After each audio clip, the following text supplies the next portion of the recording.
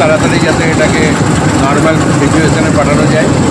ভেঙে যায়নি, খালি পাতিটা সরে গেছে, এটা আর কি যাতে খুব তাড়াতাড়ি রিকভারি করা যায় তার জন্য চেষ্টা করবে।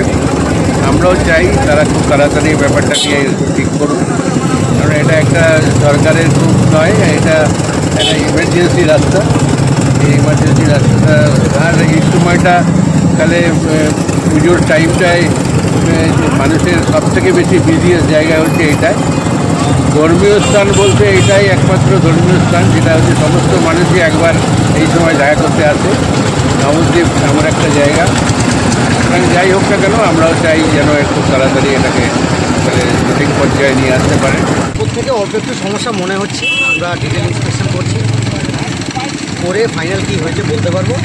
আপাতত এক সাইড দিয়ে অল্প ভারতের গাড়িগুলো চলাচল করছে, আমরা বিকেল নাগাদ ডিটেলসে বলতে পারবো কী হয়েছে।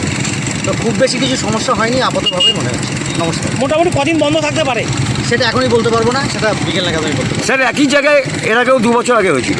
সেটা আমরা দেখছি, আমরা ইন্সপেকশন করছি। ফার্দার ওই কাজেরই কোনো প্রবলেম হয়েছে নাকি নতুন করে কিছু প্রবলেম হয়েছে কি আদৌ কোনো প্রবলেম হয়নি, সেটা আমরা ইন্সপেকশন করার পরে, ডিটেল ইন্সপেকশন করার পরে বলতে পারবো। আপনার নামটা একটু বলবেন? আমি এক্সিকিউটিভ নদীয়া হাইওয়ে ডিভিশন 1। দেখছেন আপনি? আমাদের তো গাড়ি যাওয়ার খুব অসুবিধা হয়ে যাচ্ছে, আমাদের গ্যাসের গাড়ি পাস করতে পারছি না, এখানে লরি আটকে রয়েছে। অথচ একটা লরি পাস করতে পারলে আমরা সাপ্লাই দিতে পারতাম। তো সাধারণত আমাদের খুবই অসুবিধা, যদি পাবলিক গ্যাস না পায় তাহলে খুবই সমস্যায় পড়ে যাব। যদি আমাদের গ্যাস গাড়িগুলোকে পাস করতে পারতাম খুব ভালো হতো।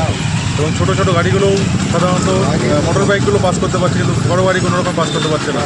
আমরা আশা করছি যাতে কি দ্রুত এই কাজটাকে কমপ্লিট করে গাড়িগুলো পাস করে দেওয়ার ব্যবস্থা করে। তো সেটা যদি করে দেয় তাহলে সাধারণ পাবলিকেরও সুবিধা হবে এবং আমাদের সাপ্লাই যদি আমরা ওখানে ঢোকাতে পারি তাহলে সেক্ষেত্রেও আমাদের সুবিধা হবে। তো আমরা প্রশাসনের কাছে নিশ্চয়ই আবেদন করছি যাতে কি এই কাজটাকে দ্রুত করে দেওয়ার ব্যবস্থা করা হয়। এর জন্য আমি সবাইকে জানাচ্ছি। আপনার নাম?